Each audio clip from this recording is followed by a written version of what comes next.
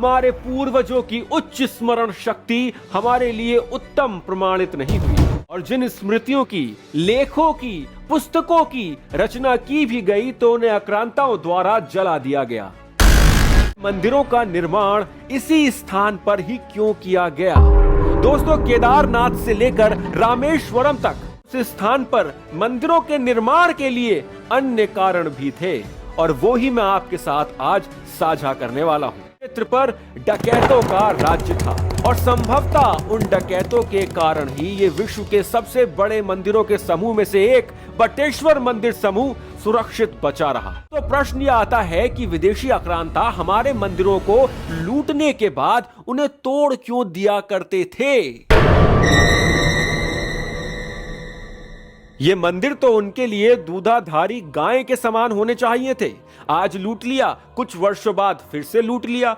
कचहरी मंदिर समूह, मनदेव और कुछ लोग मनियान मंदिर समूह के नाम से जानते हैं। प्रथम दृष्टा ये समूह आपको किसी कोर्ट कॉम्प्लेक्स के जैसा ही लगेगा। मृत्युंजय मंदिर के पास ही कुछ 100 मीटर दूर एक मंदिर है, रतन देव मंदिर समूह। अंग्रेज थे, वो मूर्तियों को चोरी कर कर यहाँ से बेच दिया करते थे। और ग्वालियर फोर्ट है, ग्वालियर का किला। मंदिरों के प्रशिक्षण केंद्रों ने आलाहा और उदल जैसे महान योद्धाओं को भी अवतरित किया। आने वाले भविष्य में इन्हें फिर तोड़ा नहीं जाएगा, ये कहना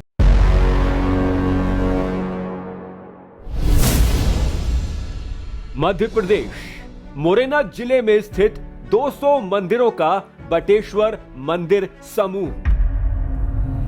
यहां से 600 किलोमीटर दूर उत्तराखंड का आदि बद्री मंदिर समूह, द्वाराहाट, अल्मोड़ा उत्तराखंड, बद्रीनाथ मंदिर समूह, कचहरी मंदिर समूह, मनदेव मंदिर समूह, रतनदेव मंदिर समूह और उत्तराखंड के ही अल्मोड़ा में स्थित है 125 मंदिरों वाला जागेश्वर धाम मंदिर समूह।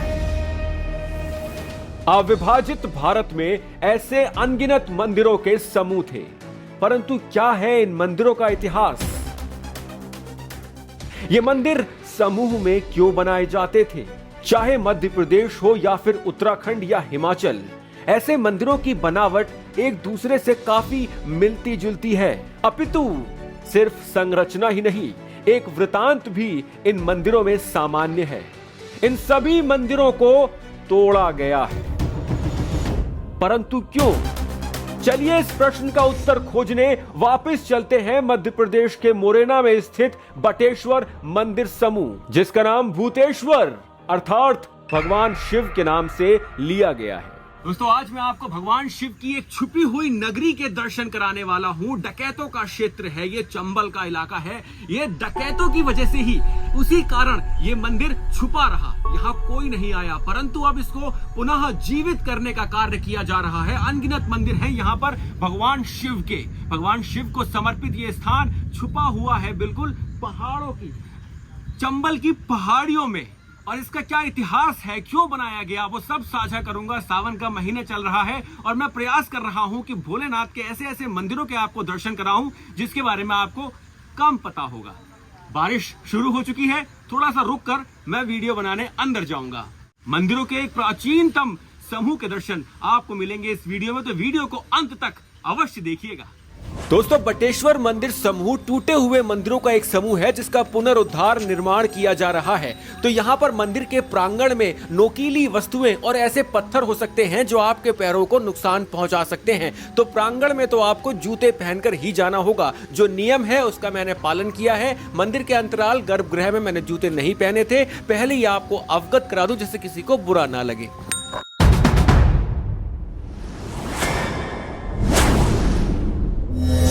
दोस्तों, सर्वप्रथम हमें यह ज्ञात होना चाहिए कि प्रत्येक प्राचीन मंदिर सनातन की उत्कृष्ट संस्कृति, विज्ञान की सही समझ और कुशल प्रशासन नीति दर्शाता है। परंतु जिस प्रकार किसी स्त्री का अत्यधिक सुंदर होना कभी कभी उसके लिए अभिशाप बन जाता है, उसी प्रकार हमारे पूर्वजों की उच्च स्मरण शक्ति हमारे लिए उत्तम प्रमाणित नहीं हुई।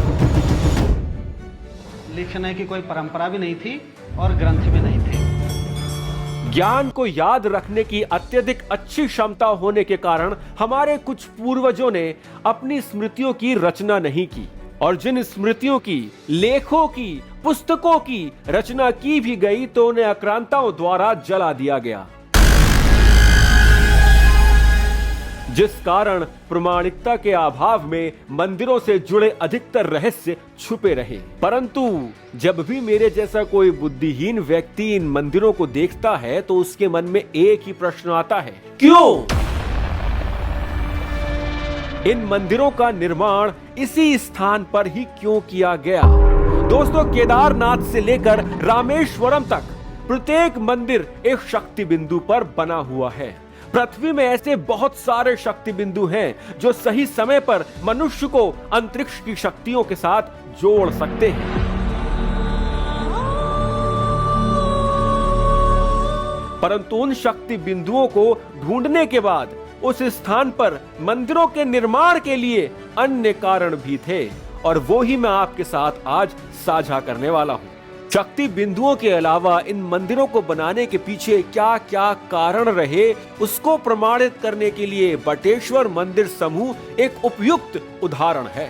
दोस्तों, यहाँ पर ना शिवलिंग में नंदी महाराज के पास एक जो मैंने बहुत ही बड़ी ही विशिष्ट चीज देखी है, नोटिस की है, और यहाँ पर नंदी महाराज के ऊपर ना यहाँ पर एक व्यक्ति की प्रतिमा बनाई गई है, ये देखिए। और ये सभी यहाँ पर जितने भी नंदी महाराज हैं, तकरीबन 1000-1500 के आसपास हैं, सब पे ही ये प्रतिमा है। और ये कौन है, ये मैं पता लगाने का प्रयास कर रहा हूँ। और ये स्थित है मुरैना से तकरीबन 30 किलोमीटर दूर एक बीहड़ गांव पड़ावली में।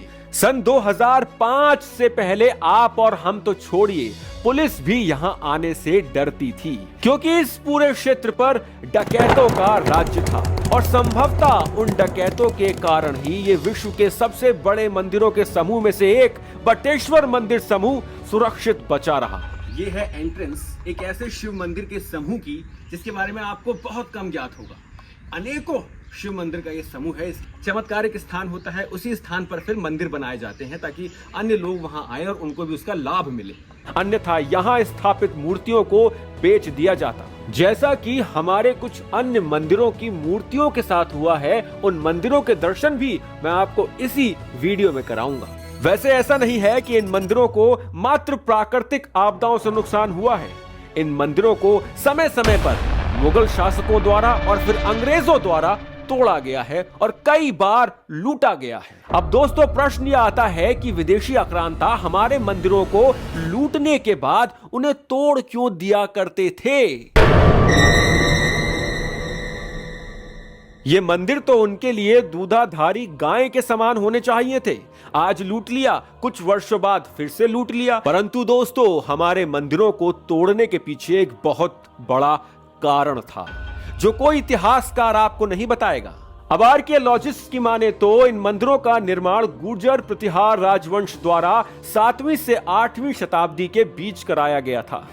इन टूट चुके मंदिरों को पुरातत्व विभाग द्वारा एक बार फिर से खड़ा करने का प्रयास किया जा रहा है। जहां मैं इस समय खड़ा हूं, सनातन संस्कृति का इतिहास पूरी तरह से भुलाया जा चुका था, परंतु के मोहम्मद नाम के एक एएसआई ने इस स्थान को पुनर्जीवित कर दिया है।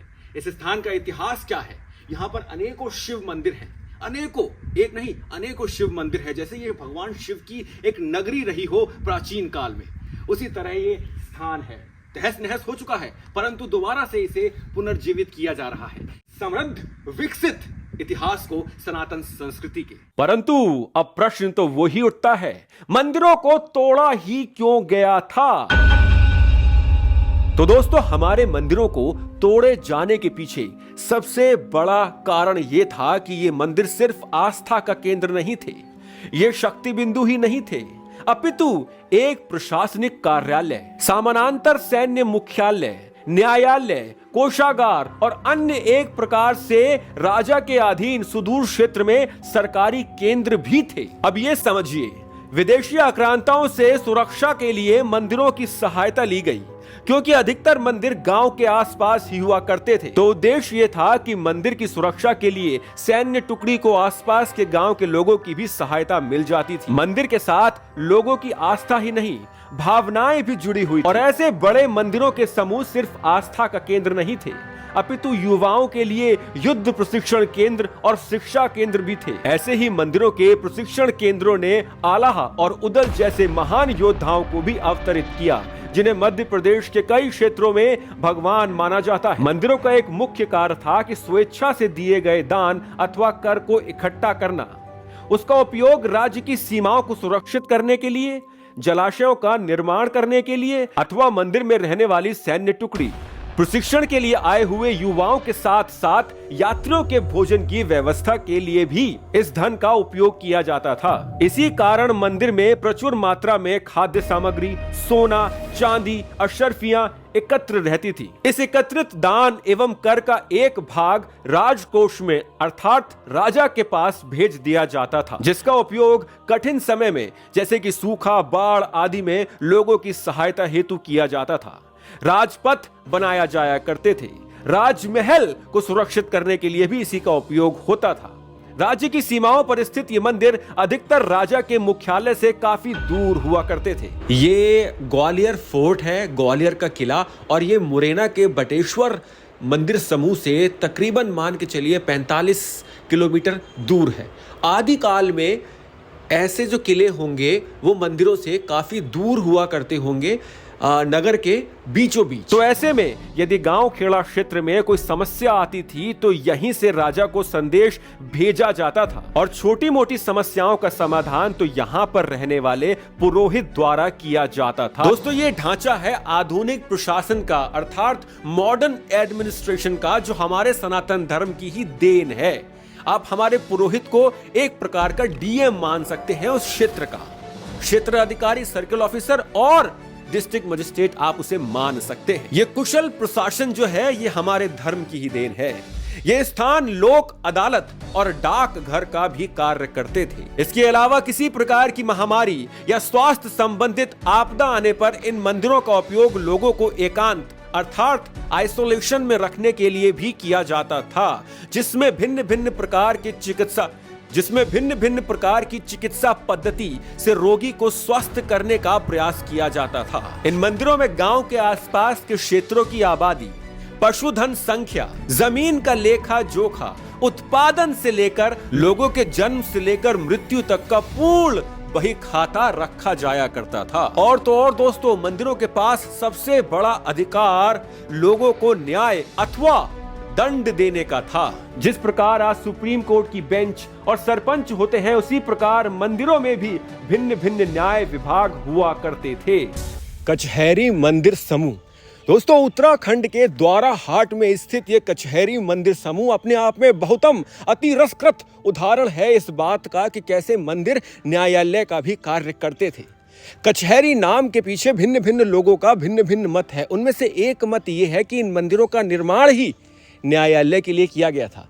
एक उच्च न्यायालय और एक न्यायालय। यहाँ पर तकरीबन 10 मंदिर तो नीचे हैं और 2 मंदिर ऊपर हैं। जो ऊपर हैं वो उच्च न्यायालय हैं और जो नीचे हैं वो भिन्न भिन्न न्यायालय हैं। अच्छा, जैसे आज के समय में गीता का उपयोग होता है अपराधी को सौगंध दिलाने के लिए, आदि काल में उनको मंदिर के प्रांगण में लाया जाता था जिससे कि अपराधी झूठ ना बोले, क्योंकि लोग ऐसा मानते थे कि मंदिर में कोई भी अपराधी झूठ नहीं बोलेगा और वो जो भी उसने अपराध किया होगा उसको स्वयं स्वीकार लेगा, फिर उसके हिसाब से उसको दंड दिया जाएगा। कचहरी मंदिर समूह से यदि आप कुछ 100 मीटर आगे चलेंगे तो आपको एक और मंदिर का समूह मिलेगा, जिसे कुछ लोग मनदेव और कुछ लोग मनियान मंदिर समूह के नाम से जानते हैं। इसमें तकरीबन 9 मंदिर हैं जो अब काफी हद तक टूट चुके हैं, और मन्या शब्द जो होता है वो कुमाऊनी भाषा में उसका अर्थ होता है विश्राम, रात्रि विश्राम। तो माना जाता है कि इन मंदिरों का निर्माण, इस मंदिर समूह का निर्माण धर्मशाला के रूप में किया गया था और यहाँ पर यात्री आकर रुका करते थे। परंतु जनश्रुतियां ये भी बताती हैं कि संभव है कि ये मंदिर एक प्रशासनिक कार्यालय हो और जो रतन देव मंदिर है पास में वो विश्राम स्थली हो, वहां पर आके लोग रुका करते हो।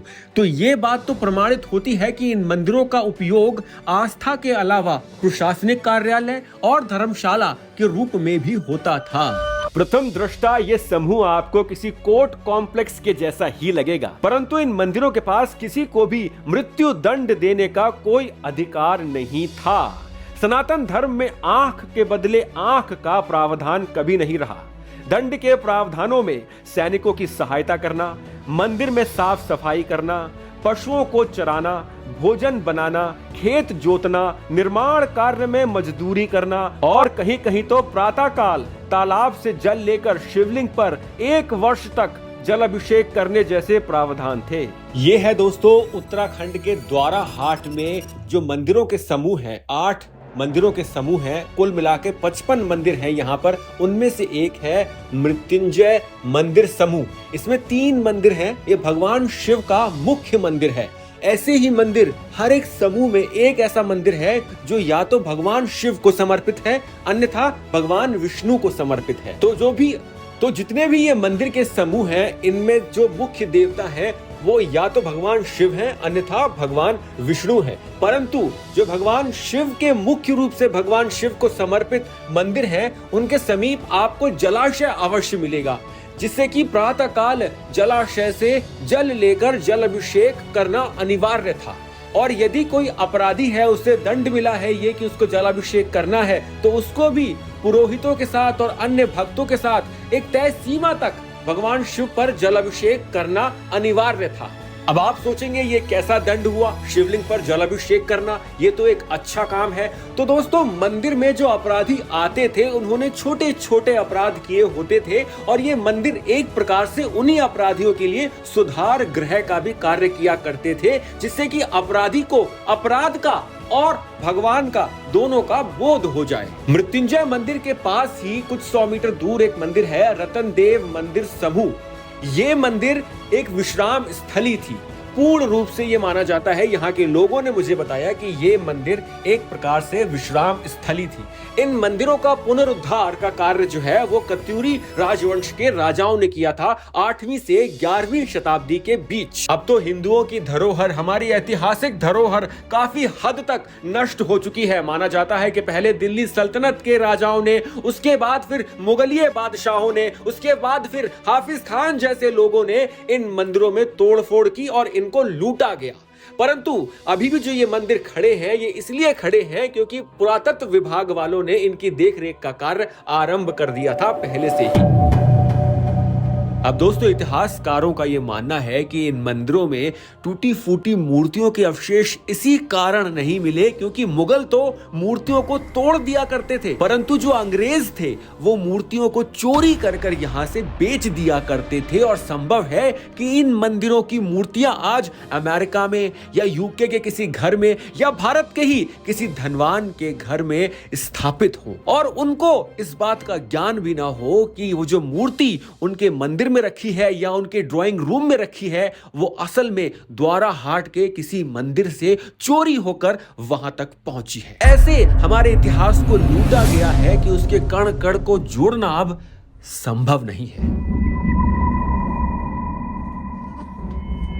आदिकाल से ही सनातन धर्म के लोग अपनी समस्या का समाधान ढूंढने के लिए, शांति के लिए, शिक्षा, न्याय, चिकित्सा, यहां तक कि विवाह और नामकरण जैसे संस्कारों के लिए मंदिर को ही श्रेष्ठ स्थान मानते थे। इसी कारण इन मंदिरों के साथ लोगों का अत्यधिक लगाव था।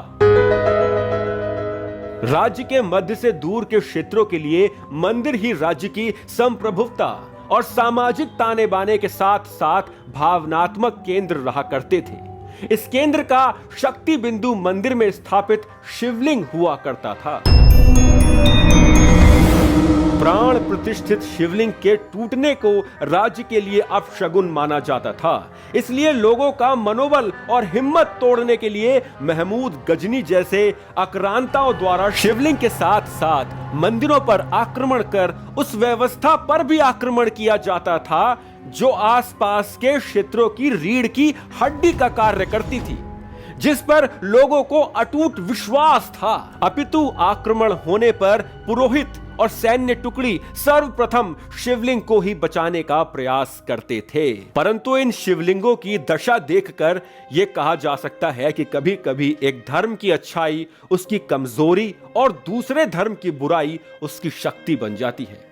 बटेश्वर मंदिरों का यह समूह अब धीरे धीरे फिर से आकार लेने लगा है। टूटे हुए पत्थरों को जोड़ने के लिए सीमेंट का नहीं, उड़द की दाल, गुड़ जैसे प्राकृतिक चीजों का उपयोग किया जा रहा है। ये मंदिर तो जल्द ही अपना खोया हुआ वैभव फिर से प्राप्त कर लेंगे, परंतु आने वाले भविष्य में इन्हें फिर तोड़ा नहीं जाएगा, ये कहना असंभव है। जिस प्रकार आज हमारे आसपास जो कुछ भी हो रहा है, उसको देखते हुए तो ऐसा ही लगता है कि इन मंदिरों के दर्शन कर लीजिए, कुछ पता नहीं इन्हें फिर से एक बार तोड़ दिया जाए।